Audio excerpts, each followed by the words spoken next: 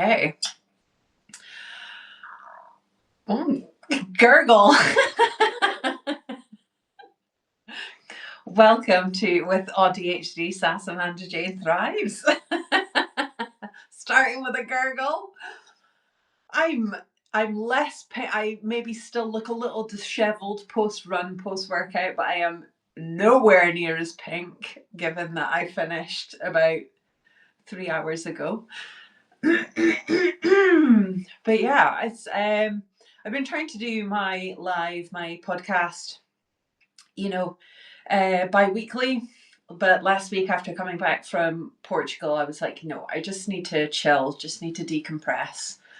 And part of me kind of wanted to continue that, but at the same time, I kind of want to keep my role with doing lives, even if it's like, kind of short.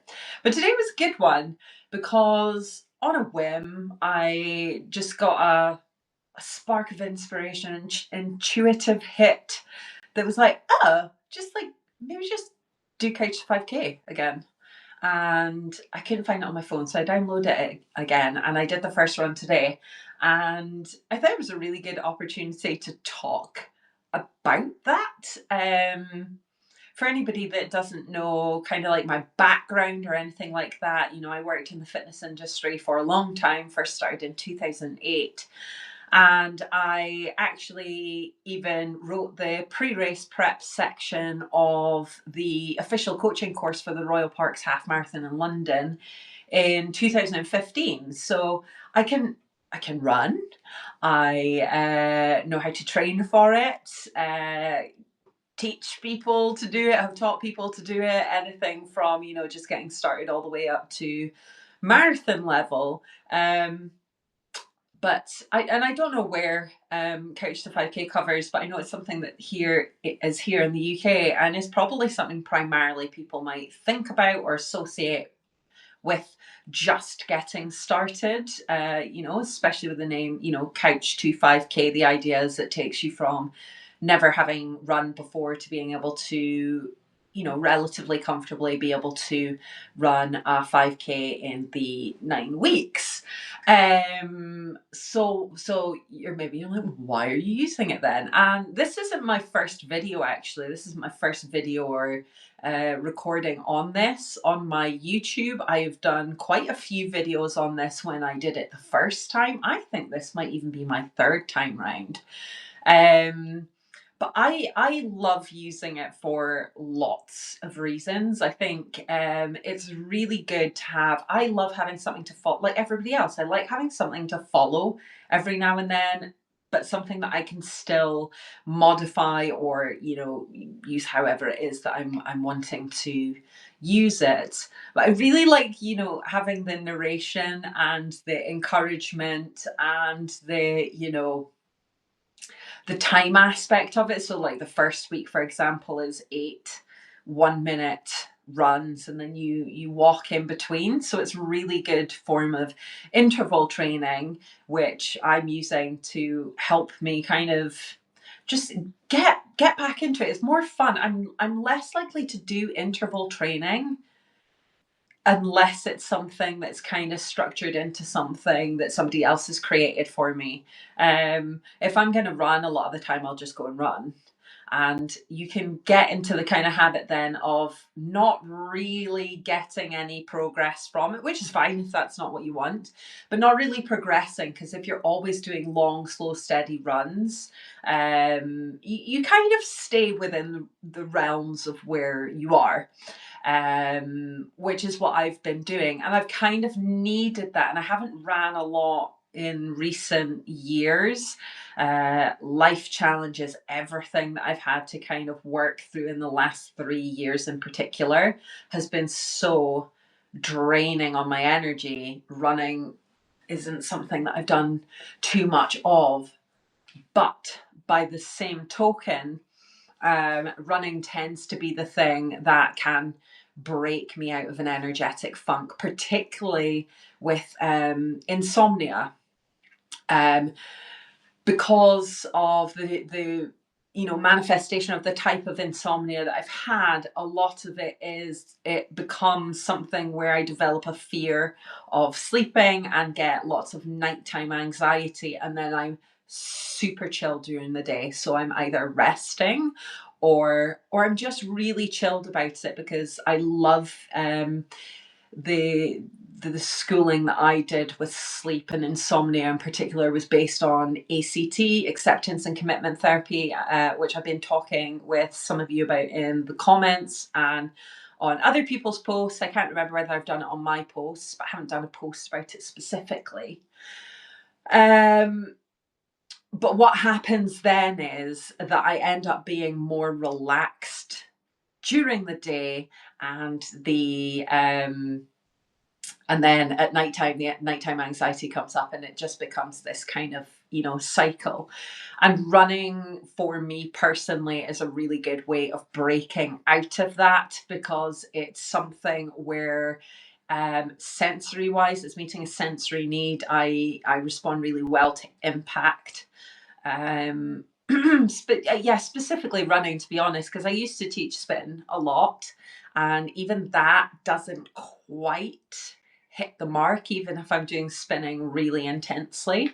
Although I would use both spinning and running kind of in tandem sometimes for cross training, but that's another conversation for another day. But anyway, so yeah, so I did some intervals today, and it was hard, man. I've not done it in a while. But it was so good as well, and I felt so much better afterwards. And it took me back to the first year when Ruby was born, and I was, going through postpartum stuff. I was a single mum from pregnancy. I'd lost both of my parents before, before my daughter was born. I think I'd lost my mum 16 months before I'd become pregnant.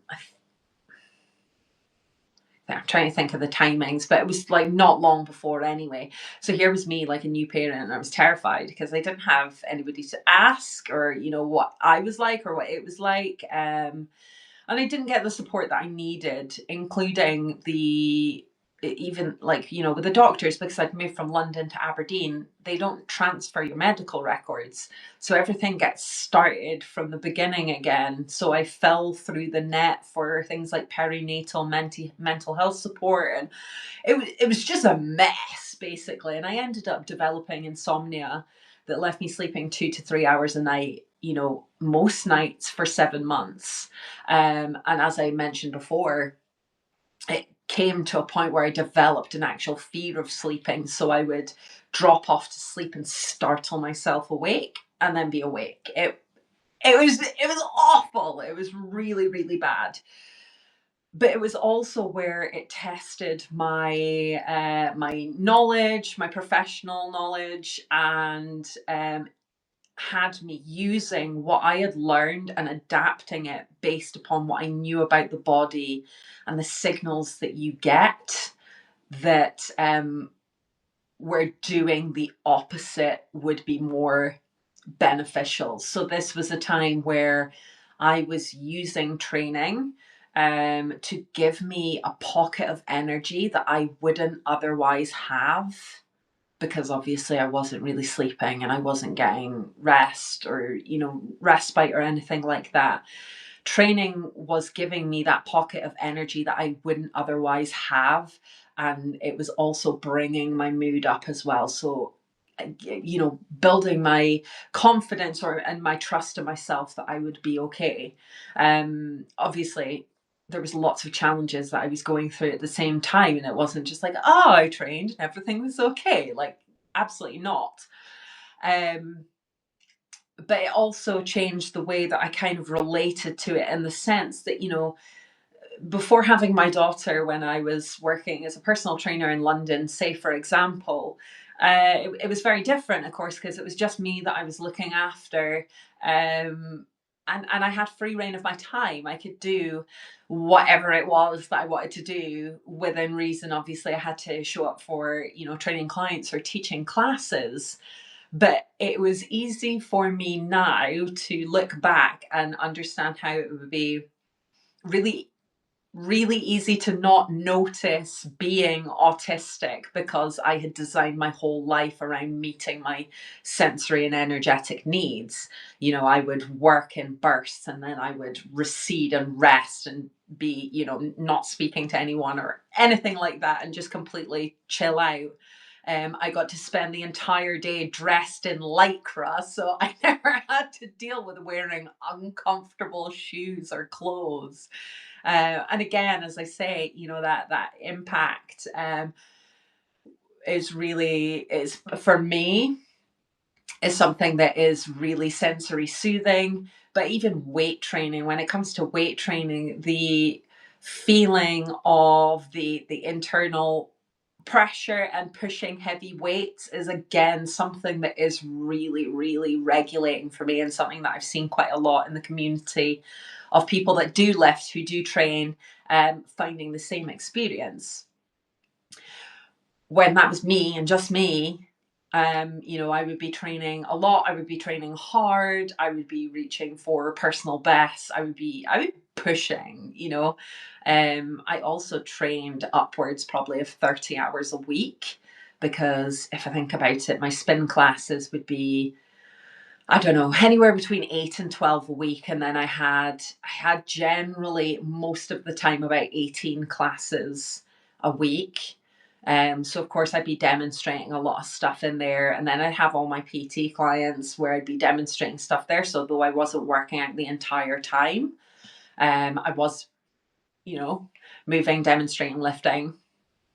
And then, yeah, because I worked in central London, it didn't make sense to get the tube or the bus to some of the places that I was going.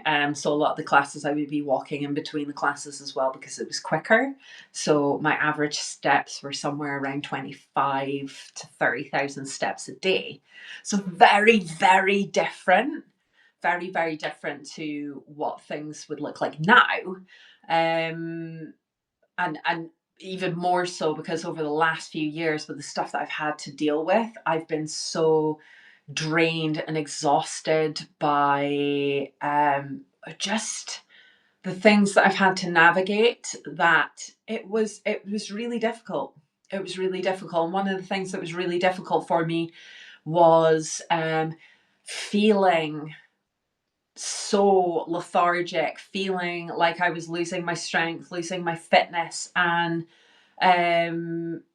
and what started to happen was, when it started to, it became harder and harder to do these things, because when you're not doing them, it's like, you know, it's an accumulative effect, really. When you're doing any kind of exercise, it's accumulative. So the more that you're doing something, the easier it's going to come.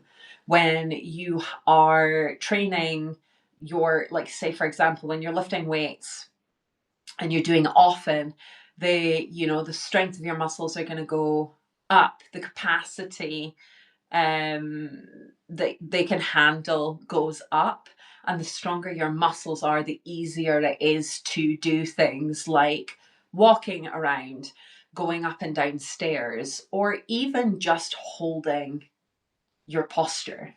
You know, things like, if you have like hypermobility, if you're on like the hypermobility spectrum, or EDS or anything like that, things like, I noticed for me, is like cranial instability. My neck and my upper back and my jaw and the tension in my face can really, really increase if I am not exercising, because everything is working harder to keep my head in the right place. I'm maybe not explaining this in the. I've come on a whim to do this one, but the harder it was, and the more I was losing my fitness, the more I was losing my strength, the harder everything felt. And part of that was because my mind was laser focused in on that as well, right? So I was so focused on the fact that, God, everything's harder. I'm so much more tired. I can't leave. And just that it was kind of like it was a cycle and everything was kind of compounding. And I think where it's funny but not funny, ha ha, is I will do my, intermittent training. So, lately I've been managing to get to the gym like maybe 2 times a week. But when I get into the gym, like the 2 times a week, yeah, okay, I'm not lifting or working to the same capacity that I was when I was at my strongest. Of course I wouldn't, because I don't train the same. Um, but it's such a strange paradox, feeling like I am weak or unfit, but shifting like 85 kilo deadlifts for like 5 reps. I probably could have done more, and that it's that weird kind of like paradox. So there's so many different bits in it. So why I started the Couch to 5K, again, it just kind of like it came to me. And when things just come to me, I'm like, okay, when I get a flash of insight, I'm just going to do it. There's a reason why it's come through. And part of it is just remembering how much I enjoyed it.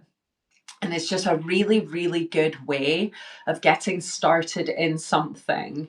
And I'm so used to taking the lead in lots of things, really, but especially in exercise. So I find it really nice to be able to have someone have designed something that I can just do and not think about it, not put any brain power into it, just do the thing. But yeah, like I was saying, so I've picked Sarah Millican as my like narrator, so it's familiar. When you've got a familiar voice, when you hear familiar voices, it can soothe your nervous system as well, if my memory serves me correctly. Um, but yeah, I just kind of wanted to come. If you want to get a better description of why I've done this video, you'd probably be better watching the YouTube videos that I recorded. I don't know. I don't think it was last year. I think it was the year before when I did it first time. And oh God. I was definitely even more fatigued, I would say, than I would be now. And I probably thought about it a little bit longer. It wasn't like I decided to do it the night before. Everything's working against me now. I've got like noise of drilling outside coming. My phone's falling over. It's like, stop while you're ahead. But yeah, so maybe I just wanted to come on and share that I was really excited about the fact that I was doing Couch to 5K. I've only got 6 weeks until term ends. So for me, I know I am probably going to want to finish it. So it's going to mean squeezing them in a little bit more, which I wouldn't suggest for somebody that is like super new to it. But the alternative I have to that, or the way that I'm going to have the workaround with that, and how I used Couch to 5K before, was something that I mentioned before, cross training. Because I don't have, people that it's like literally just me. So if schools are out, I can't just go off for a run. But I do have a spin bike and I do have a skipping rope, and there's like loads of different methods, and sometimes that's even more fun. And though if somebody was learning to run, it may no, I was going to say it may slightly defeat the point. I guess if you've never run before, it might. It's a really good idea to build a skill and develop a skill, and really like do it. The reason why I say no, no, no, no, no is because when I was training my client, I trained a lot of clients to run. It was one of my favorite things to train people on, because it's just my brain gets really stuck into it. And I love to find different ways to do things, especially since, you'll get people that will come in that maybe have injuries or get injured at some point. And it's always good to have a swerve that takes you out of something that maybe someone can't particularly do.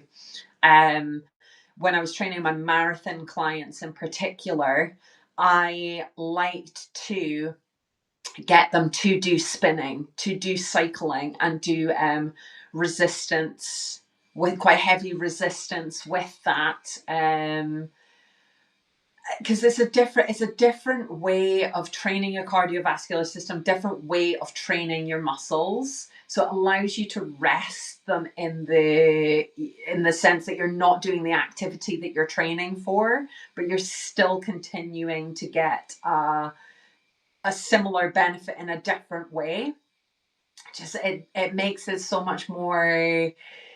You become more well-rounded. It's kind of like a lattice effect is kind of how I think about it, and it really probably accurately describes how I do everything in terms of what I teach and train and coach anyway, because I'm never just looking at things from one or two perspectives. Like when I'm teaching on lifestyle design or food or movement, food and exercise, yes, like they're important, but they work with so many other different aspects, and sometimes how people are shooting themselves in the foot or getting a kind of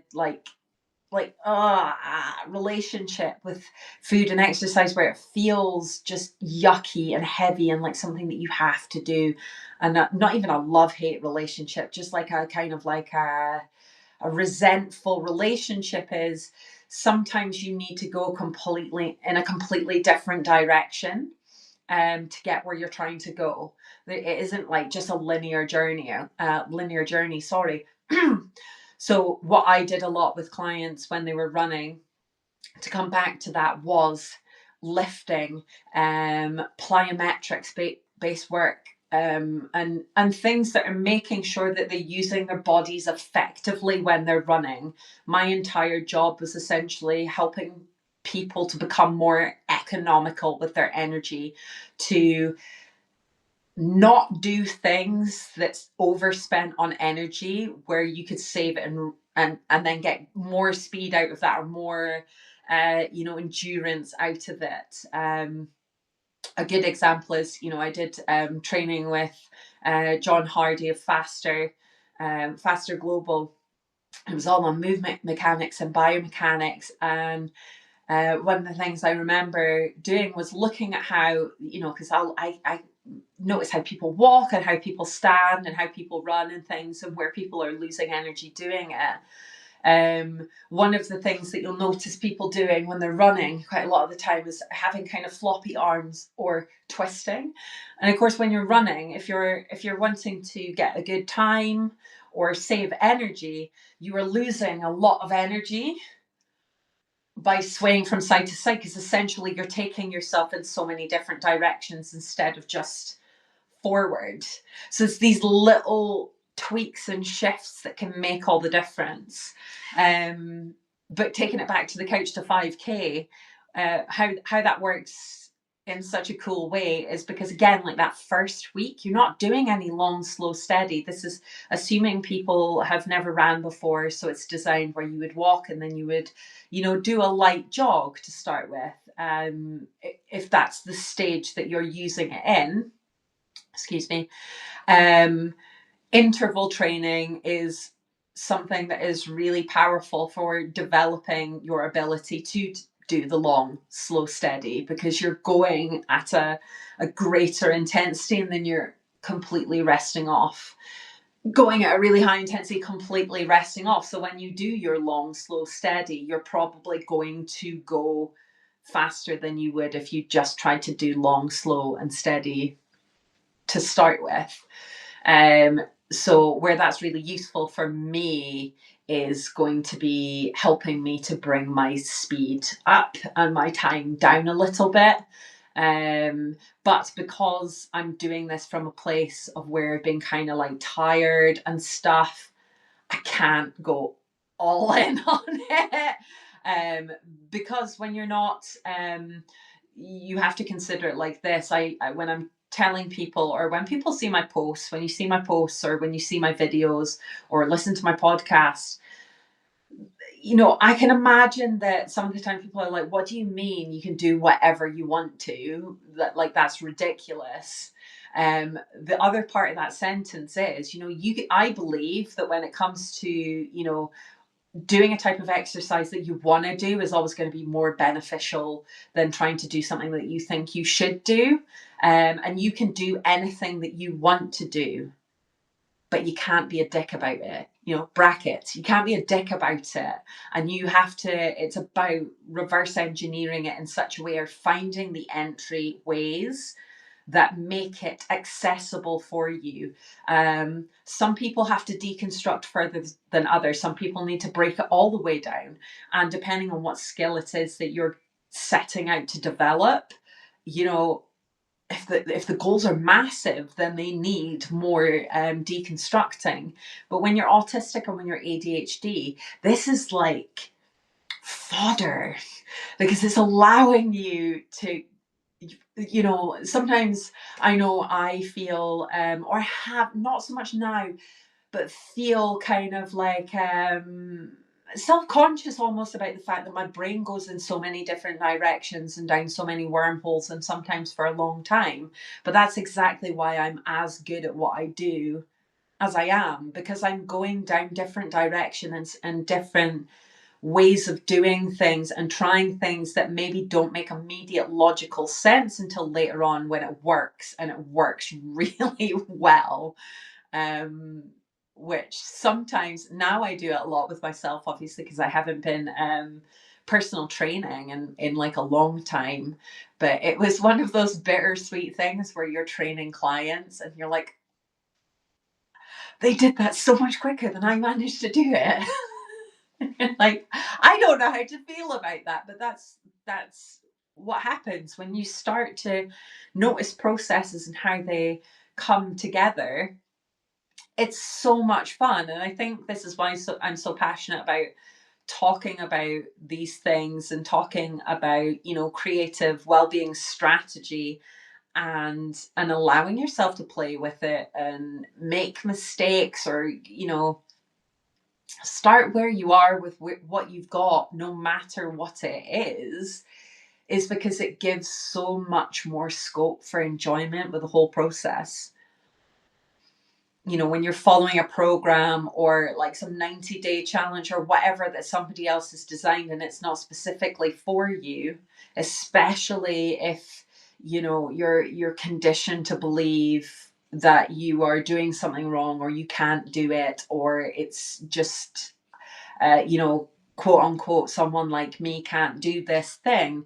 If you are handing your power to somebody else entirely,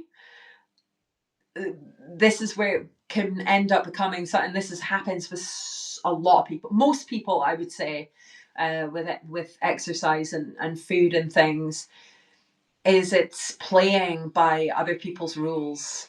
And there are so many ways to do things. And I've kind of always found that I love to take the stance of where I am the professional, in the sense that I am trained. I have done, so many different courses and qualifications, and my own personal practice has spanned well over 2 decades. No one is more of an expert of you than you are. So I come to the table with the tools and the understanding of how to use the tools, but also because I've covered so many different disciplines and so many different schools of thought with it. It means that when someone is coming to me with what they want to do, they know who they are, they know what their sensory needs are, their energetic needs are, they don't always know what their blocks are, but they know what their thoughts are, or they can uncover them. Things that I can't do, I can notice, I can pick up on through different channels, be it hearing, seeing, whatever. And it's very, very collaborative. And I think that's when it gets really fun. And that's why I like something like the Couch to 5K. And not just thinking of it as like, oh, it's just like a tool for beginners. Like, I'm not a beginner by any means with running, but I really enjoy it because it gives me that, it gives me something to hold on to. But I know that I can run with it in, mind the pun, run with it in whatever way is going to work for me at the time, depending on the energy that I've got, depending on what training I decide to plug in and around it, if I decide, which I personally will, but you might not. It's as I've been doing Amanda Francis's 21-day abundance timeline journaling process, and it's something she said is like, it's holding on loosely, it's holding on to knowing the goal, knowing the vision, knowing what you want to do, but not white knuckle gripping not only the outcome but the process that you take in order to where you're trying to get. I've been writing my book, I've been writing my memoir for the last little while. And at the moment, the part that I am going through is, my own relationship to food and exercise in relation to my journey with, grief and trauma, and, 2 decades in the industry, and the things that I've learned. And I say in there for me, my love of exercise comes from the fact that it's not particularly an outcome that I'm seeking, but I'm so grateful for what exercise has given me. It's given me a sense of stability and certainty where and control, in a sense, quote unquote, control in a sense that I felt that I didn't have otherwise in life.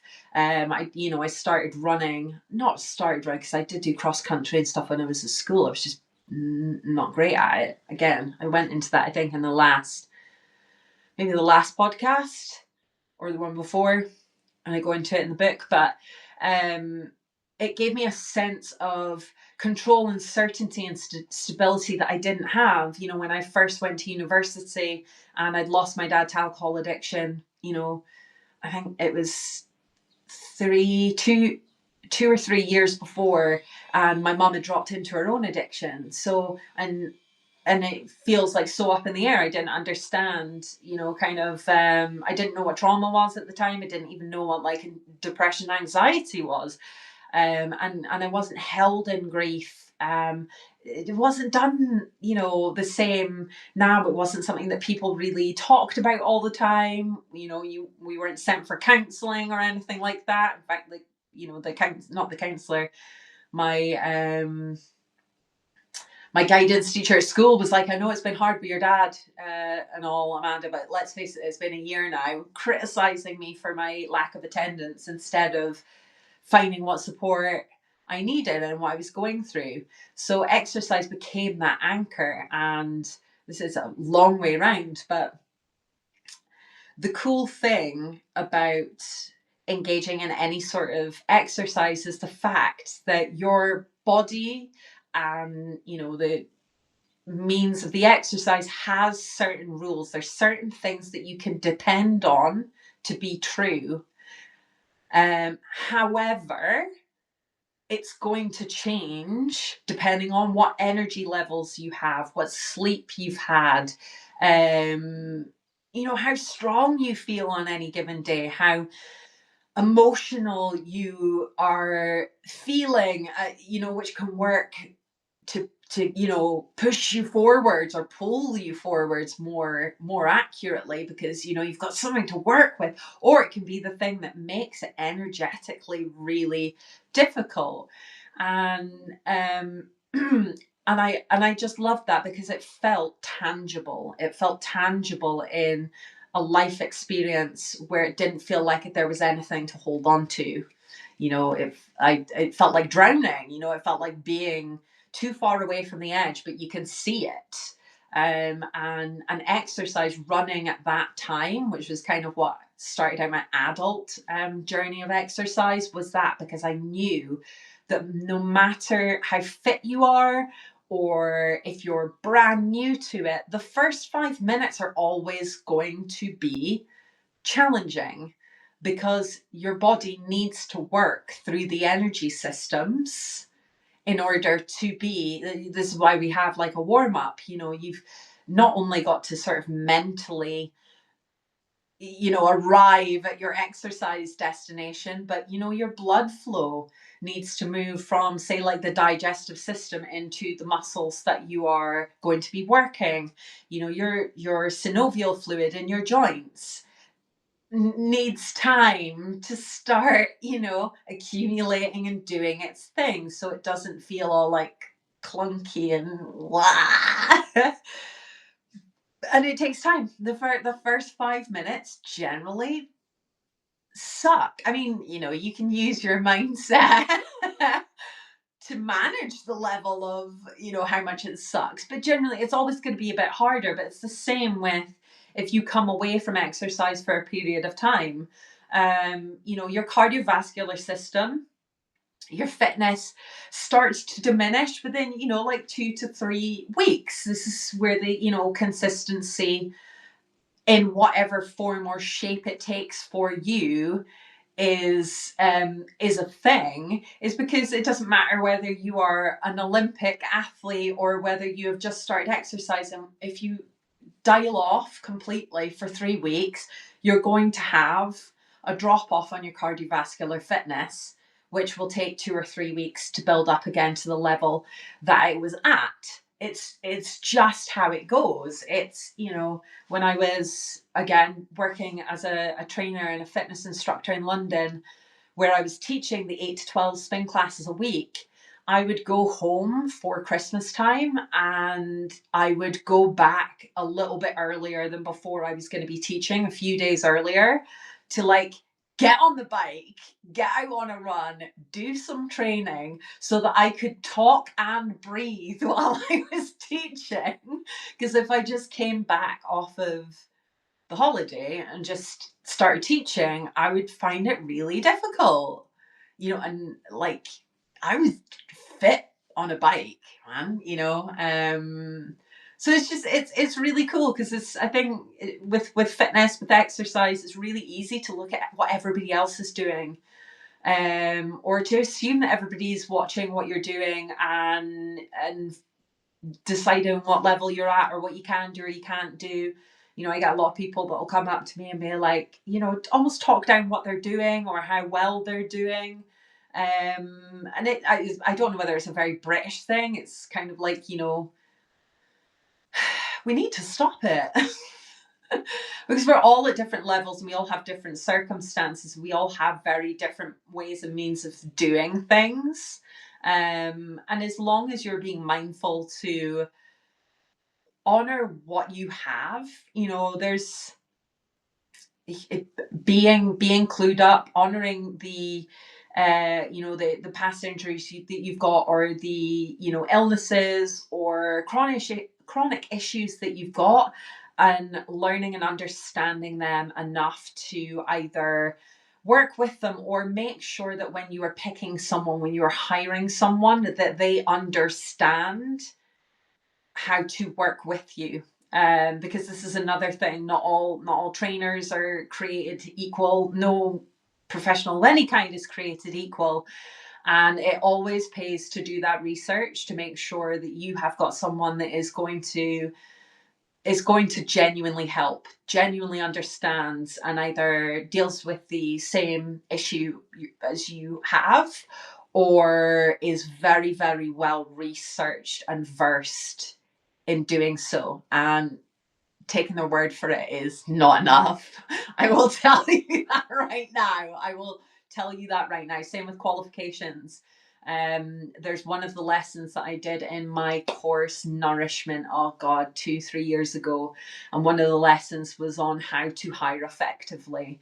And you can't just go off if somebody has the right qualifications, because if they make you feel fundamentally unsafe, or how do I word this, like, where I had a counselor one time who told me, now I can't remember the premise of it or where it came from, but she was like talking about how you look at every interaction that you have or relationship you have in how you feel and how it's dealt with. Are they speaking to you adult to adult? Are they speaking to you adult to child, or child to adult?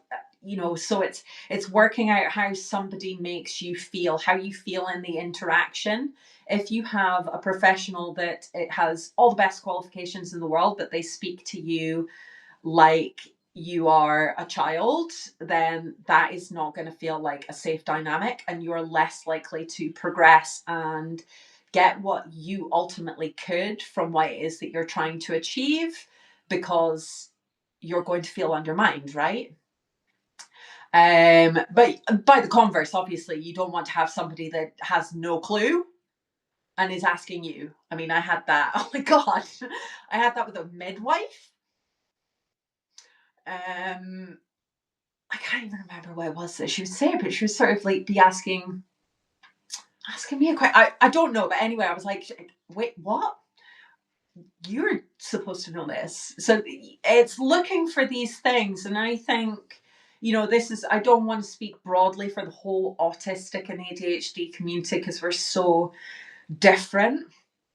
But because society and structures and things aren't designed with us in mind, it feels, I know I have experienced it and still do experience it, where you start to question aspects of what you know is true for you, either because you're not wanting to upset or antagonize the person that you're going to for help,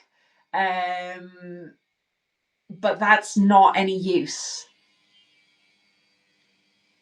That it's because when you stay in that, you're not going to progress, you're not going to get what you need, and it's certainly not going to help you to build your trust and your your confidence in what you're doing.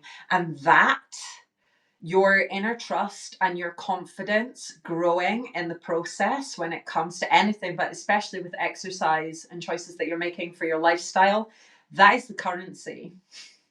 That is the currency. That's what you're looking to grow. That's what you're looking to build and develop. And you can approach exercise, you can approach lifestyle planning, you can approach food planning from the lens of making yourself wrong or trying to fit in something that isn't designed for you and seeing it when you can't meet it as failure. Or you can instead look at, okay, what do I need? What do I know is true for myself? What do I want to achieve? And how can I close the gap between where I am and where I'm going in the way that is most effective for me?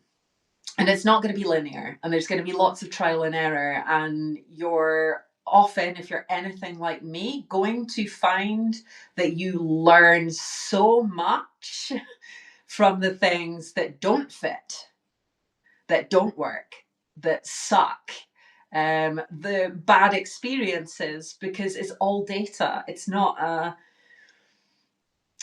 sign of how capable you are or how much you get to trust yourself. It's when you experience something that doesn't work, that doesn't fit, that feels fundamentally terrible, or you have an interaction that's just that gives you information and data on what you do want.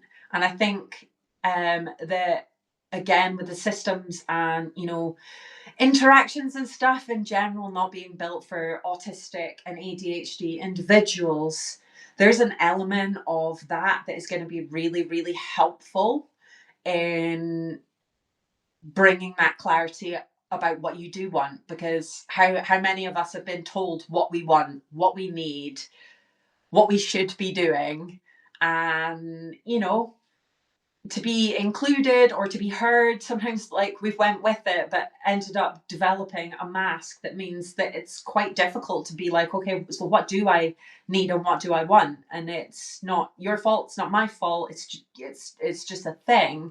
But for me, exercise has been a really, really good way of getting in touch with in a tangible, I know it's not like literally tangible, but for me that's what it feels like, tangible. It gives me something to be like, okay, this helps me to understand myself better. Yeah, and just design in general, like lifestyle design.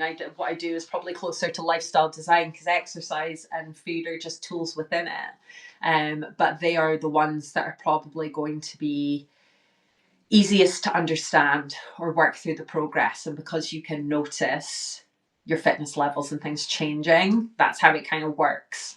But yeah, so I've went in lots of different directions again today. I found my track, found my trail of thought by just kind of sticking with it. I was like, why did I come on to talk about this? I knew, and the reason why it kind of took a little minute to get going was because normally what I'll do, and most of the lives and podcasts I've recorded have been directly after a run.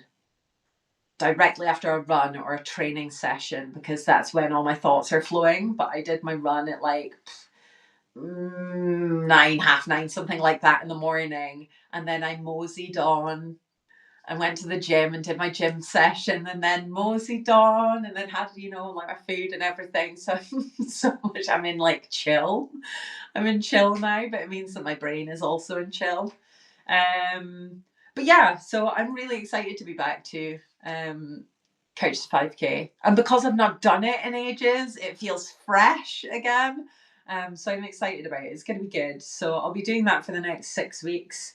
As I say, because I'll probably squeeze the 9 into the 6, which is not what I'm saying that you should be doing. Or I'll do the last 3 weeks and I'll just do it on the spin bike or skipping. But that, I mean, probably not skipping because that would be savage. Skipping for like 30 minutes straight. I don't think, that's not for me. I don't fancy that very much. But anyway, so yeah, I mean, if you've got any questions or anything came up for you while you were watching this, like, I would love to hear what you're thinking. It was good to get it off my brain and off my chest. Yeah, yeah. Couch 5K.